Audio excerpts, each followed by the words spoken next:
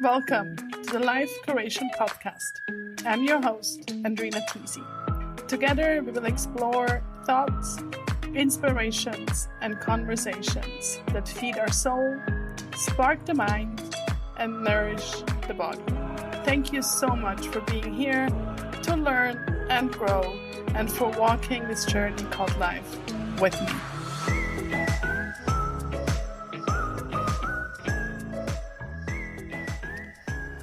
I am so thrilled that you're here to another episode of the Life Curation Podcast.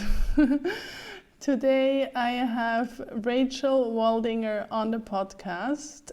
Rachael is COO and head coach at Parents at Work.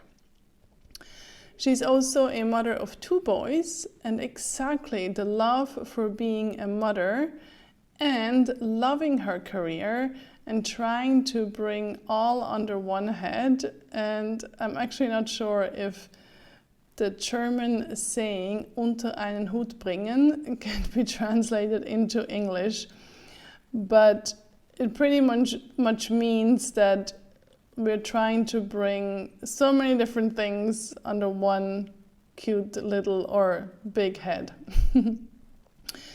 In our conversation, Rachael shares the struggle with the transition to be a working parent and how she then decided to step away from a job that she loved to become a stay-at-home mom for more than 5 years. She is now dedicated to help companies, mothers and fathers to master exactly this transition to be a working parent. We talk about the importance of feeling seen and heard, courage and vulnerability, and how together we can transform the workplace culture in support of working parents.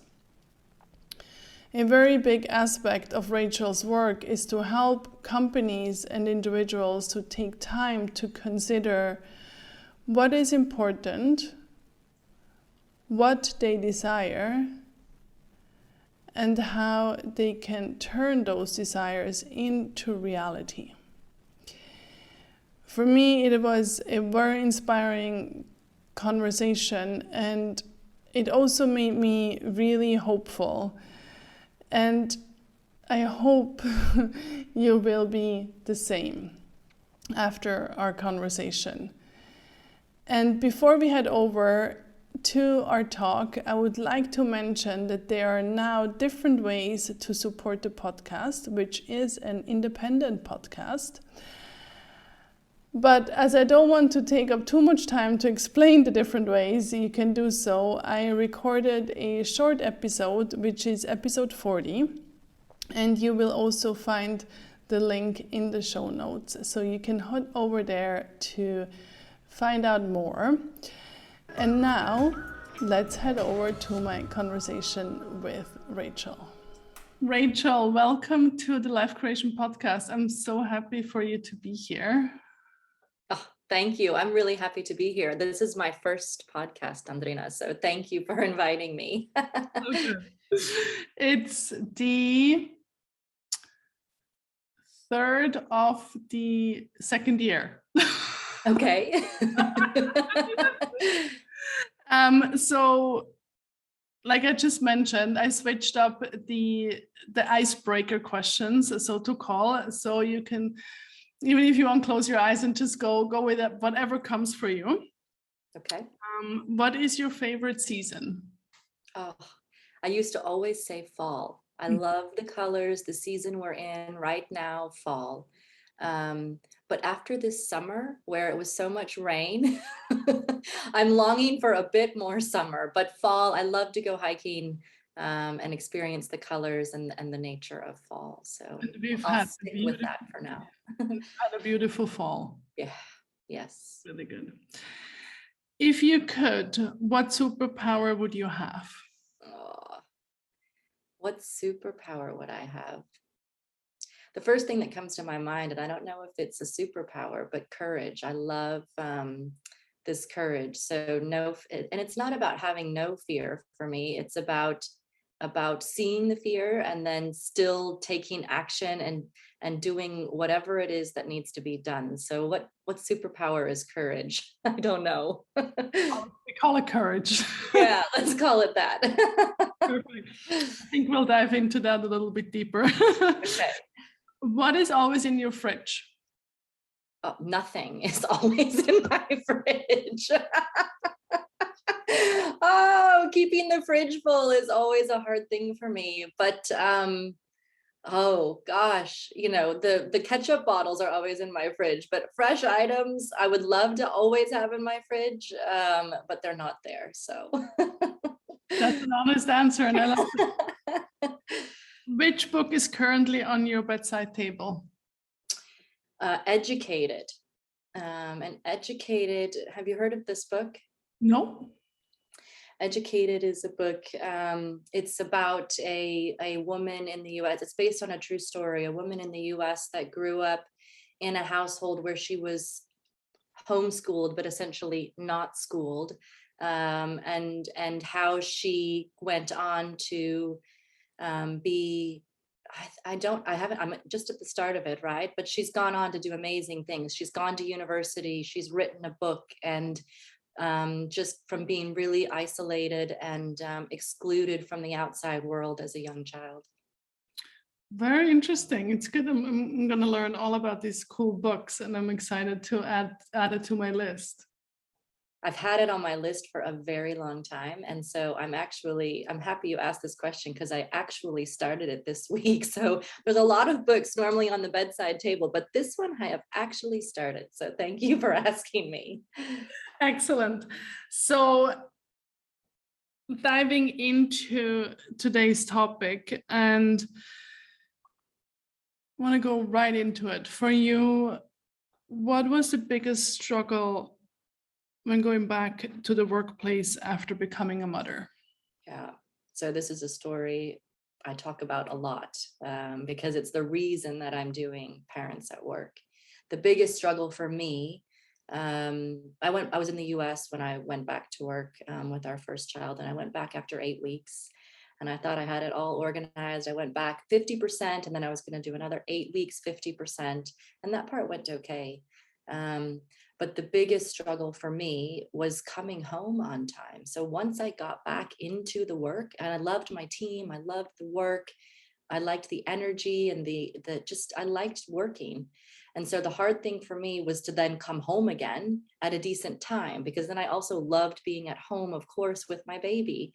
And so the transition points of transitioning from being at home and pulling myself away from home into work, and being at work and pulling myself away from work and back home were really hard, really hard. And the way it played out for me was I had this terrible habit of staying in the office until it was dark out. So I didn't go to turn the lights on. So I would stay until it was time to turn the lights on in the office, and then I would go home, which in the winter months, living in Switzerland is maybe not so bad. I'd be going home at 4 o'clock, but I was living in the US at the time, quite far south.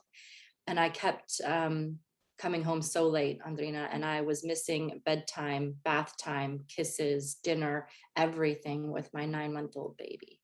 And I realized at first, actually, I thought, okay, I'll do this. It'll be fine. I can go to 80%. And I went to 80% with my boss, was fantastic about it. And I thought I'll come home at 5. That just did not happen. It didn't happen. I kept staying at the office and not coming home. And so I ended up stopping work because I couldn't figure out how to manage the transitions. Couldn't figure it out. That was for me the hardest thing. Yeah, and I think what's hard is you want to be in both places at the same time. Yes. But it's not that you're like, it's not that you don't want to work or you don't like your job. You want to do the best you can there, but you also want to do the best you can with your family, and that's not possible, right? Yeah, I think, I grew up being a multitasker, right? Learning that multitasking was a fantastic skill to have. And actually, it turns out I'm pretty lousy at multitasking. So the plus side of that is I can be really focused in the moment. And so for me, I spent less time at work thinking I should be at home. It was more like pulling myself out of work to get home and then pulling myself out of home to get to work. So Yes. I was actually being in the moment, which looking back on it was probably not a bad thing. But at the time, I felt like I should be multitasking and being able to do both at the same time. And I really struggled with all of it all together. It And was then, not easy for me. yeah. And then you quit your job and you stayed home for 5 years, correct? Yes, exactly. Yeah. And then after 5 years, you went back into the workplace. Yeah. Let me just add one small thing to that, if I may, Andrina. The Absolutely. 5 years at home with the kids was harder than any office job I'd ever had. I hired a nanny while I was a stay-at-home mom. I mean, not a full-time. She helped me an hour a day, but this was hard work for me. Yeah. Hard work for me. So once I kind of figured that out, and it took me quite a long time, then I went back to work. And how was it then, 5 years later? Yeah, I think the first thing that comes to my mind is it was scary. It was scary. So I was at dinner with a friend who was bringing a coaching course to Switzerland. And she mentioned this coaching course, and I kind of asked a few questions, and I thought that sounds interesting. And then I thought, I'm ready to get back into things, and I signed up for it just kind of on gut instinct. Okay, I'm going to do this. Fine. And I showed up on the first day of the training course among people that were all still working. I was the only one that had taken a large pause. And I was so nervous to introduce myself. I mean, just shaking, like, how am I going to introduce myself? And then after the first day of the course, I thought, what have I got myself into? Why did I sign up for a 4-month-long, coaching course? But I got through it. So it was scary coming back. I think I'd lost all the confidence and experience that I'd had 5 years prior. Well, and I think today what's also, I mean, and you just said, I mean, it was hard to be, at home with your children for 5 years and managing family and household and education and, 24/7. But still in society, it's not valued the same as if you have a quote unquote normal job. And it's so interesting you hear. I promote and support parents to do whatever is best for them. And as I'm hearing you, though, reflect that back to me. And we talked about multitasking and focusing. And I think for some people, doing both is exactly the right thing. And for me, looking back on it, I had trouble with transitions, and just taking time to be a parent perhaps was the best thing for me, but it didn't feel like a choice to me at the time. I felt like I had no other choice. So, but I think you're right. Society does put this from different sides of society. So some society perspectives say we should stay home with our kids, and some others they say you should be in the office, setting an example as a woman. I have 2 boys, but setting an example to be in the office and multitask. So I think we get pressures from both sides. And so it's all the more important, I think, for us to know what works for us as individuals, as families. Absolutely, because then if it's all from the outside, we feel like we can't do enough either way, right? And that's not a good feeling. No, absolutely, right? Then we're never getting it right. Yeah. Absolutely. So for you, what qualities does an empowered working parent has? That's a perfect lead-in question, because I feel like an empowered parent has the space to think about what's important to them and their family, and then the courage, the support, the resources to take action in that direction for what they want. So the way that looks, would it help if I kind of give an example for that? Because I think when we talk about being empowered, it's kind of, especially as coaches, it lands with us, but maybe not with everybody, right? But But so many times when talking with parents and organizations, they talk about wanting to reduce to 80% or not working 100%. Or here in Switzerland, where the kids are not in school on Wednesday afternoons, I'd love to have Wednesday afternoons off. Um, and so many of them, because of fear or doubts or societal pressures or financial pressures, but for whatever reason, they don't feel safe enough to ask for that. Yes. Okay. And so having the space to consider, okay, what is it do I really want? And do I want 80%? Do I want Wednesdays off? What clearly is it that I want? Do I want more time with my kids? Just looking at what you want and then taking action. So having the courage, the confidence, the support to take action to get that. So talking with your line manager about what it is that you want, and then at least having the conversation, right? Because so many times we have fears and things that stop us from even taking action. So an empowered parent is taking action in the direction for what they clearly want in a certain situation. Yeah, and there comes the courage in, the superpower. Yes, this is a big one for me. It is, because and I think, the other day I was just looking up the difference between being brave and being courageous. And really interesting, right? And I think realizing that, hey, I feel maybe insecure or I have fear talking to my manager or my supervisor about my needs and my vision and my dreams, but this is what I want. And even though I'm afraid, I'm going to ask for that meeting anyway. Yeah. And a lot of people don't recognize the difference between courage and being fearless. We hear so much about people being fearless, like go and don't have any fear. And I think a lot of people strive for that in the coaching conversation I have. I don't want to be scared to talk to my boss. Well, in my opinion, it's very difficult to eradicate the fear. And so just noticing that it's there. Yeah, I'm scared to have that conversation, but what's on the line is so important. I'm going to have it anyway. Yeah, and I think it comes back to society. I think it's fear is bad. Fear is not Right. bad. It's what we make of it. Or it's like the same thing with anger. Anger is not bad. It's just a human emotion. But what are we doing with it? Yeah. Or are we letting it rule our actions? Coming back to what you said with the action, right? Yeah. And I'm curious, I love words, right? So when you look at bravery and courage, so I think of fearless and courage, but bravery, what did you come up with bravery? Is that no fear or taking action in face of fear? Bravery is no fear. Uh-huh. Yeah. Yeah. And so talking also about, of course, then there is, the parent, but of course, then there is the company or the organization.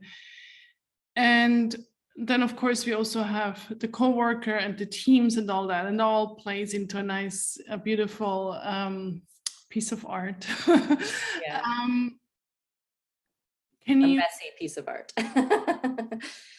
Can you talk a little bit about maybe these three different things? So we've talked already a little bit about the parent. How is it for maybe the coworker of a parent or the team? And how is it for then the overall organization? So there's two things that really come front of mind. Well, the first thing is kind of a story, right? So before I had kids, I was leading a team of people in the US. And I have to say, I was not the most empathetic leader for parents. So that played out in a way where somebody would call in sick, a single parent perhaps, because their child was sick, and then the other child was sick. And then all of a sudden it was 2 weeks out of the office. And rather than sitting down and being a supportive manager trying to find a solution to this challenge, I resorted to control, if you will. Like, you've got to be in the office, you've got to figure it out yourself. Which I can only imagine now must have been an extremely difficult situation for the people working for me. So I think of that now, and I think about leaders in organizations that have parents working for them, and how can we just have more conversations and support people to talk about it, right? So 2 weeks out of the office, something has to be done because we've got work that has to be done and we were supporting clients. But just handing it over to the parent to handle themselves is not a very supportive role to take. So when you talk about the organization, I think really about the managers, the leaders in that organization that have the ability to respond to those situations many different ways. And then from the peer perspective, what comes to my mind first of all is kind of like peer pressure, right? So we talked about society before, but there's also a huge amount of peer pressure when we're having meetings at 8 o'clock in the morning and everybody's showing up, and then I've got to take my child to daycare. It's really hard to be the lone person not doing that. When there's people taking calls in nights and weekends, working Wednesday afternoons, even though I've taken Wednesday afternoon off, there's a huge amount of peer pressure to do what everybody else is doing to keep up with the pack. And I think a lot of it, it's just, Brené Brown talks about like shining the light on our gremlins. And I think there's no, people don't always talk about it, right? They feel scared to say, I don't want to make this 8 o'clock meeting because this is the time I drop my child off at daycare. But there's probably in a group of 6 people, 2 or 3 others that feel exactly the same way, but we're not talking about it. And so we've got to shine some light on it and support each other. So one of the things that we really talk about with parents at work is storytelling. Just start sharing your stories, because it's very likely that when we share our stories, other people see their own situations and then they have the courage to speak up, and we build then momentum to take action and make things the way we want them to be. Beautiful. It's like, the question that is in our head when we're in a group, always remembering that if I have that question, Yeah, a few others probably have to say, right? Yeah. And it always takes one person to raise the story or the question or the challenge, right? Yeah. So what can organizations do, I guess, besides having an open door and being open and giving that space and sense of safety to raise certain challenges of employees? But I mean, even on a very practical level, like you said, well, the work has to be done, right? What can companies and organizations do to support working parents? The word empowerment is coming to my mind, and I think it's because, it starts by having that safe space to kind of at least explore solutions together. And this takes a lot of courage on an organizational point as well, right? Because we've got clients to serve, customers to stake, shareholders. And so it takes courage from an organizational and leadership standpoint as well. But creating the space to have creative solutions and empowering your employees to take action. So and rather than, so we talk about going back to work, and I was talking with 2 friends who are leaders, and how much time do we spend in the office, right? And so some perspectives are, you need to be in the office 2 days a week, 3 days a week, and being super clear about how we're going to return to the office. There's other organizations and leaders that are talking about the intentions. What is it that we're trying to do? And the leaders and the organizations are setting that intention, setting that purpose, setting the North Star, and then empowering their employees, their teams, their leaders as much as possible to figure out the how do we make that happen. I think that to me is a fantastic way to meet the needs of both the organization and the individuals working for it. It gets complicated, Andrina, when you have shareholders, because a lot of organizations without shareholders can be very purpose driven, and they can drive the business and the actions based on intention and purpose. But sometimes when you have shareholders and the only intention is money, it gets more challenging, right? So I think being a purpose-driven organization outside of money and empowering your employees to move in the direction of that purpose and intention is, I mean, it sounds big, it sounds lofty, and there's smaller steps to that. But to me, this is a fantastic way to really support employees, and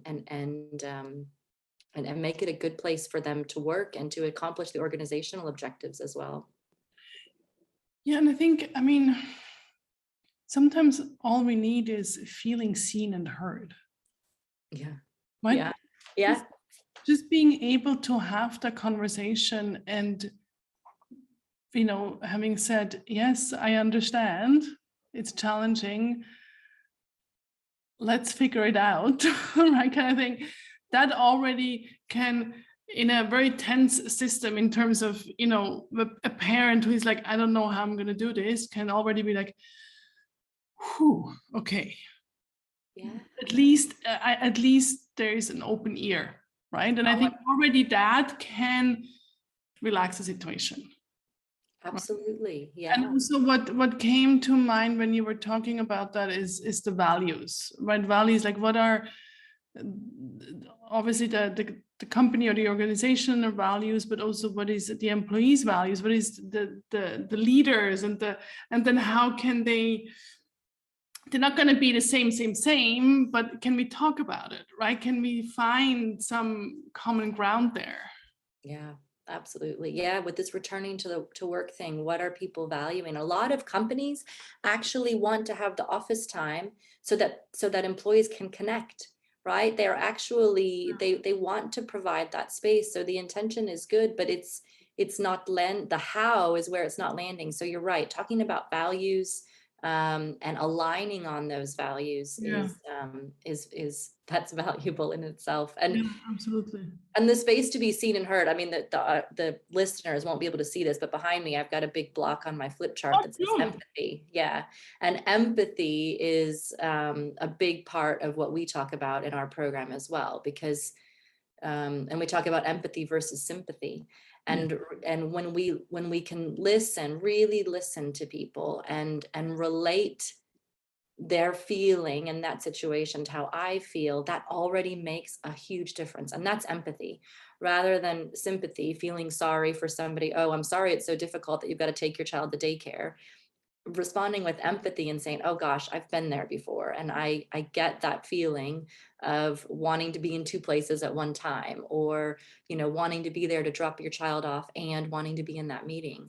And so just being seen and heard is a big part, and it makes a difference among coworkers.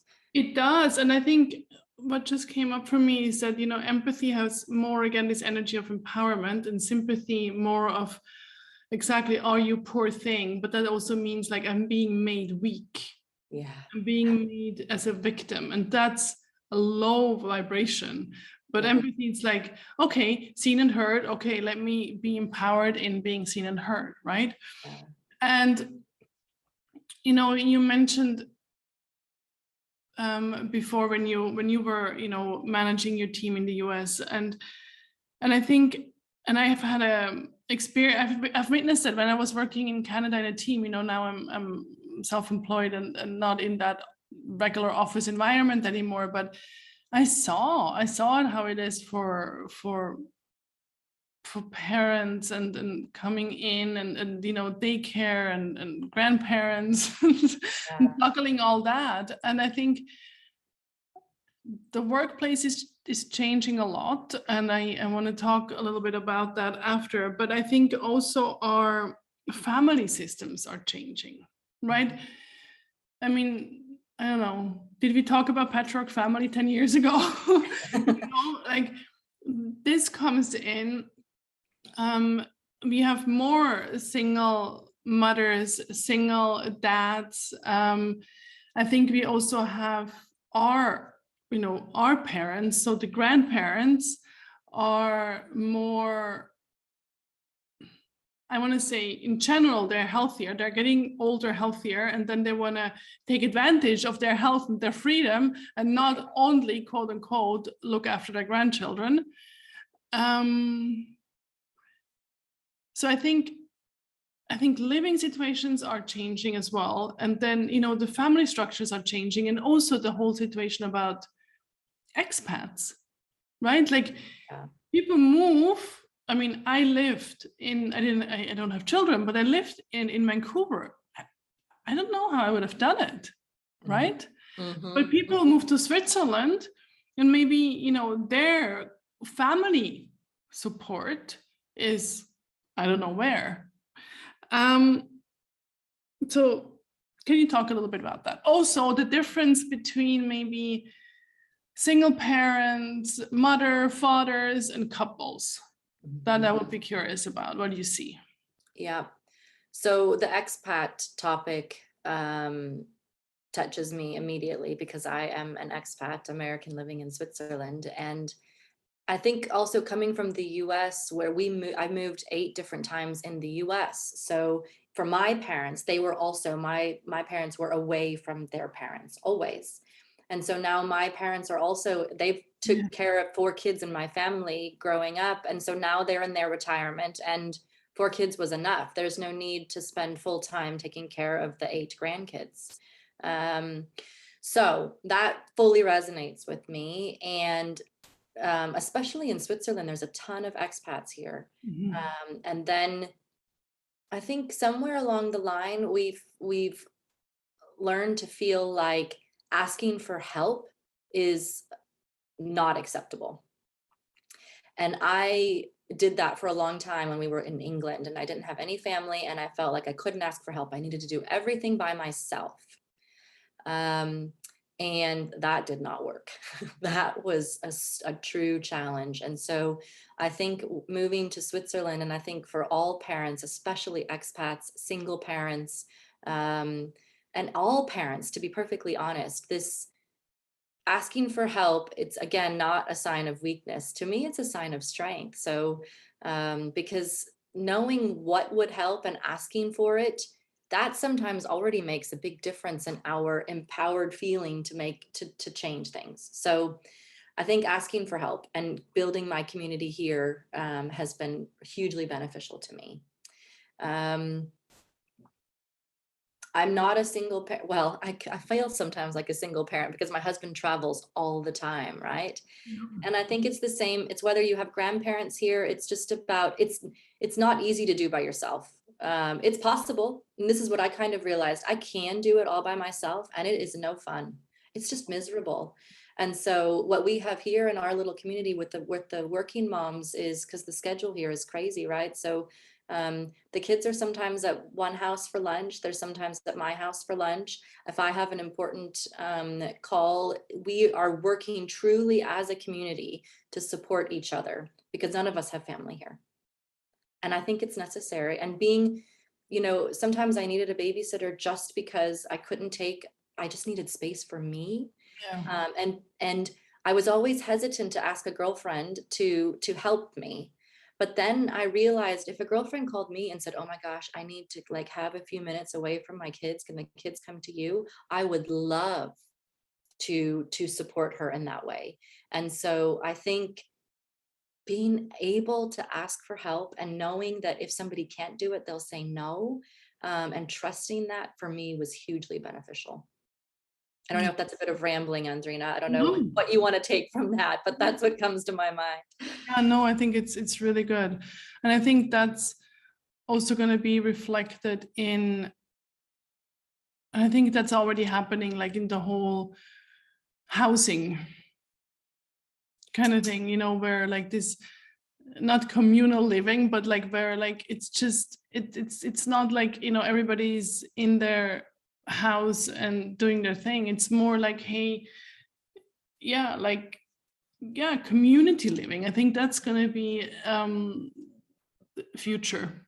Yeah, I feel that way too. Of course, as an American, we all want our own cars and our own houses. Like this is I feel like a very American kind of, that's how I was raised, okay? But I live in Europe now, and my house is about a quarter of the size that it might be in the United States. And I love it. It's not a Yeah. lot. It's not as much to clean, to take care of. And all the kids walk to school, starting at a very young age, and they know all the neighbors in the neighborhood. So this idea of community living, I actually really appreciate. Yeah. And do you see a difference for women and men, or for mothers and fathers? In which I do see differences 100%. So help me understand specifically what you're thinking. Well, I think for me, I mean, what I see, we still have a long journey to go in terms of same salary, same concept, same quote unquote rights, and of course also the traditional aspects in terms of well, the mom is going to stay at home. Yeah. Yes. Yeah.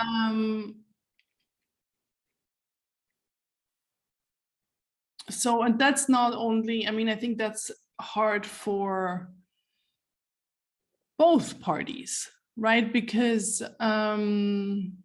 as a little side story, my cousin, he lives in Seattle with his family, and a few years ago he did an early retirement, and his wife went back to work. Okay. And I thought it was fantastic. I thought it was so great. And he would just then like be with the boys. I mean, they're already like older at that point. I mean, like young teenagers, I think. But still, like he was then at home, like doing the cooking and doing some soccer coaching and all that. But what I thought was interesting is what thing it raised in my family here in Switzerland. Oh, but how is that possible, right? Like, well, how not? Right? So, yeah, and I think my question is, how is it in maybe individually for mothers and fathers? Do they have similar challenges in their own being? And how are they being received from peers, from organization? The same or different? Okay. Yeah. So a lot of things come to my mind for that. But first off, what I'm seeing is there's a lot of men. So as women, we have a lot of fear or pressure, I think, to stay home with our families, especially in Switzerland. Okay. And there's other places where you may not feel that pressure. And then we may feel guilty or not, or out of the norm when we are working 100%. Okay. For men, the norm there is to work. And there are a lot of men and fathers that want to do the soccer practices, Exactly. that want to spend time with their families, and they don't feel safe enough to do that. So they need to be having conversations as well with their line managers. It's about, in my mind, let's just start talking about it. And the good news is a lot of young people are starting to talk about it. So when there's lots of young families I know, they're having kids and they're both reducing to 80%. And they're each spending one day at home with the baby and 3 days in the krippe or with however the childcare solution is. And I think this is fantastic, right? Because they're speaking up more. And I actually think there's a lot of organizations and managers that want to support this. But there's so many reasons we're not even talking about it. And so if we can just start talking about it and putting it in the open, there are some that are going to be resistant to it, but there's still a lot of support out there if we can just bring it out into the open. Yeah, and I think it comes back to what you said earlier on in terms of just raising the topic and then see what happens. And yeah, maybe, you know, somebody doesn't even realize, oh, well, I didn't know that you would like to stay, you know, on Wednesday afternoon at home and go play soccer with your son, or your daughter, right? And I got to tell you, so I don't work on Wednesday afternoons and right now Thursday afternoons. That the second one changes depending on the kid's schedule. And I noticed in myself just a few months ago that I was much more inclined to tell people, women, that I don't work on Wednesday and Thursday afternoons. And I noticed a real hesitation when a man asked me to meet on a Wednesday or a Thursday afternoon, a much bigger hesitation for me to say I don't work on Wednesday or Thursday afternoons. And I just have started noticing that. And this is where if I had any superpower, the courage to say, hey, I don't work Wednesday and Thursday afternoons. And it's getting better because just noticing that was happening has made it easier for me to speak up. But I think sometimes we take actions based on fears or doubts or whatever, social training, and we don't even notice it. Yeah, and I think, it's similar what you said before, is that as women, we may feel that, we have to stay at home, or we feel, or, so many patterning in terms of society. But I also think for men, they're still programmed to be the breadwinner. So if they then are like, well, like you said before, I do want to reduce to 80%, then what does that mean in their quote unquote status, or in their possibility to advance in their career? Mm-hmm.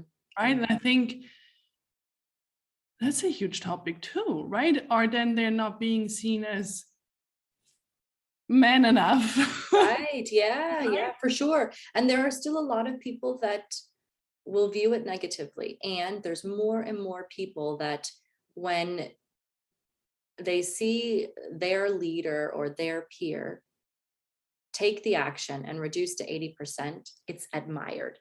There's still a lot of people that look down on it, but there are more and more people. The number of people that admire that action is growing because they want the same. And that's really nice to hear. And I love to hear that, because I think that's really, really, really, really, really good. What has the big C word? What has COVID, I mean, how has it impacted? I mean, it has impacted obviously, but from what I see is that 2 years ago, home office was not possible. And now, I'm going a little bit extreme. Home office was not possible to home office being mandatory. Mm-hmm. And everything in between. Home office, homeschooling, going back to work again, being back in home office 50-50, whatever, all it is. What have you experienced over the last almost 2 years? A lot of hard moments. So I think I mentioned earlier, I'll just tell from a personal standpoint, because I think it's probably resonates with others as well. But so I had launched my coaching business, and it was running well, okay. And my husband was traveling all the time. So when Corona first hit, all of a sudden we were the kids, everybody, we were all home all the time for every meal. And with coaching, I need a quiet, private space to coach. I can't have interruptions. And so in the beginning, it was really a transition for us. And I remember calling a family meeting and just saying, you guys already know I love my work, and I am really struggling right now to see how I can make it happen. We have to decide if I put it on hold until everybody can go back to basically out of the house. And my 8-year-old, he was 7, or I guess he must have been 7 at the time. He said, no, Mom, and they all agreed, you love your work. We don't want you to stop working. And he went and he got a cardboard thing and he made a sign. Listen, when you're coaching, just put this sign on the door. That means emergency only interruptions. And then for the other meetings, because I normally like to bring them in and say hi when it's not a coaching meeting. For the other meetings, it's the smiley face. That means we can come in and say hi and interrupt you. And we promise we're going to follow the rules on that. You definitely should keep doing your business. So I loved this. Yes. And the theme there was, we talked about what was important, and we were really intentional about how we were in that time. And it gave my husband a chance to have every meal with us for a year. And this was incredible for us, for him, for the kids, for me, for all of us. So this was amazing. And so it gave, I think, the fathers that are working hard and earning the money and traveling and really focusing on their career as a way to support their family, they all of a sudden had another way to support their family just by being present. And I think a lot of them learned in those moments. He started doing the soccer practices and just being there for meals was huge. And I love the story you mentioned about your nephew, because I read a book one time. I have 2 boys, and they say the first 5 years of boys' lives, they're like mama boys, right? Like everything comes from mom. They probably don't even want to look at dad. That happens a lot, okay? Then the second 5 years, from 5 to 10, they really look to their fathers in their lives. And I love this idea of early retirement. I mean, what if we created space in a different time period for another parent to take the primary parenting role? This could be beautiful. So I'm thinking of this in my mind. And so I think, so then we got used to it, right? We had all the transition difficulties. We finally got used to it, and we thrived, I would say, as a family with 2 working parents in Corona. And then everything's going back to being in the office, full-time travel. And I've had many meltdowns in the last month, let me just say. So I'm still, I think, figuring that one out. Like, how do we transition to having my husband be back on the road has not been easy for any of us. Yeah. And so I think we're just talking about it, right? So we're just talking about what's important and trying to be intentional on how we stay focused on what's important. And we're still figuring out the how do we make that work. Yeah, and probably it's a transition for many, and that's that's why it's so beautiful that you share your story, because probably a lot of people can relate. And giving ourselves time to to settle back into the new kind of thing, right? Because it's not the old that is the same, but it's like the new, and learning from what has happened and how can we incorporate it, right? Yeah, absolutely. Absolutely. And I hear I hear, especially for the dads, is where I hear it the most. They've enjoyed the time at home with the family. I mean, the moms too. And the moms are now, I think, more courageous to say, I want to stay working from home. And I think the dads want to, but I don't know if they're feeling as safe to say it. Now, sometimes too, I don't know if my husband would agree with me or not, but it's also not easy to be home all the time, right? So I completely understand that going off and traveling every week is a little bit easier. So there's that too, but just finding the way that works for each family and talking about it is, I think, the point that we're at right now.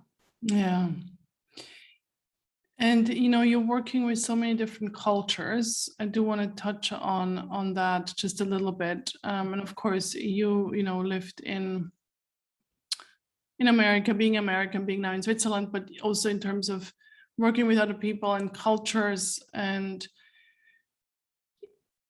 what do you see there? Is there no difference, or do you see that there is a difference? There's certainly differences. And what I really try to do, when there's always similarities and differences, right? And what I have found I really like to do is to connect with people on similarities. So we're all parents. That makes us all in my line of business. Okay. So, but we're all people, if we were to be super inclusive, right? And I try to connect on our level of humanity so that we feel safe enough to talk about our differences. And so once we feel we connect on humanity and we can talk about our differences, then we can use those differences to be intentional about what actions we want to take, if that makes sense. It feels a bit abstract right now, but I'm trying to think of an example that might help. But I feel let's connect on our similarities so that we feel safe enough to talk about what's different, and then we can decide what we're going to do with it. Mm-hmm. But in the US right now, and I don't want to get political, however, I do feel in the US right now, there's a lot of choosing sides and defending our standpoint. And I would just love to see people connect first on whatever similarities they have so that we can talk about our different opinions and decide what's best. Yes, and I think that's really beautiful, because then cultural backgrounds is not even that important if we just focus on what we have in common, right? To start with, because I do think our cultural differences, our gender differences, our religious differences, spiritual, all of our differences are important. But we have to take this important step first of connecting on what's similar, Yeah. so that we can talk about what's different, because my way is not right, your way is not wrong, your way is not right, my way is not wrong. They're just different. And if we can connect on what's similar, then we all of a sudden have so many more choices to choose from. Yes. And we can learn from each other. Yes, exactly. Exactly. That's beautiful. Thank you so much, Rachel. Thank you, Andrina. So I have a last question for you. Okay. Do you have a mantra or a quote or a life motto that just brings you back, to this path, and you're just back into center, and maybe sometimes it gets a little bit, we sway off or something? Do you have something that roots you down? And I mean, of course, that can change as well, but maybe you have something that helps you right now. Yeah, I don't have a mantra, but I've been kind of considering it, because Brené Brown has a mantra, something, I won't get it exactly right, about not staying small and not puffing up, but just being herself. Okay. Mm-hmm. And I love that one. And I sometimes steal that one for myself. And I think for me, I'd love to get a quote or have it really clearly defined. But for me, it's about being really intentional. There's something about slowing down and noticing what's important for me first, so that I can be open to hearing what's important for others, and then being really intentional in the actions I take. And so I don't know if that's a mantra, but just do I have time to tell a super quick story, Andrina? Yes, of course. I was driving to Italy with a really good friend of mine from here in Switzerland, and we had 4 kids in the car, and we were trying to decide, are we going to take the windy road or are we going to take the highway? And I was saying, I don't know, what do you want to do? And she said, I don't know, what do you want to do? And we had a couple back and forth moments of I don't know, what do you want to do? And I was trying to guess, what does she want? Yeah. And I imagine she was trying to guess what I wanted. And I just stopped and I said, okay, take a minute, take some space, take some time, and consider, what would you do if I weren't in the car? And get really clear about what's important to you. It's a tiny little example, right? And I'll do the same, and then we'll share. And it turns out we both wanted to take the windy road, the scenic route, and enjoy the view. And I have a child who gets extremely car sick. So I said, I'd rather not have the smell of sick kid in the car. So let's take the highway. And it was okay. But it was so much easier to stop and think about what was important, and then talk about it, and then make a decision together. I wasn't married to doing it my way, but I had to pause and think about what was important to me first before I could be open-minded to hearing what the other options were. And then it was so much easier to make the decision. How beautiful. That's a really nice way to finish our wonderful talk. Thank you so much, Rachel. Thank you, Andrina, really, for inviting me. I've really enjoyed it. You've inspired me to do more podcast interviews, and very well done. I've really appreciated and enjoyed it. Thank you.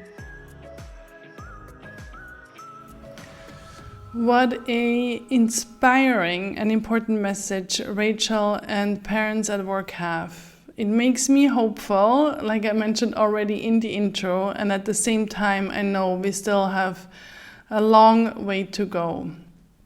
So I encourage you to share this episode and start the conversation with your colleagues, your teams, and your boss to learn more and find out more about Parents at Work. The website and everything is under parentsatwork.com, and of course it's also linked in the show notes, as well as the links to the social media platforms of Parents at Work. And I also encourage you to answer these questions for you that Rachael mentioned. What is important to you? What do you desire? And how can you turn those desires into reality? And maybe that's for you as an individual, maybe as a parent, maybe as a coworker, maybe as a boss.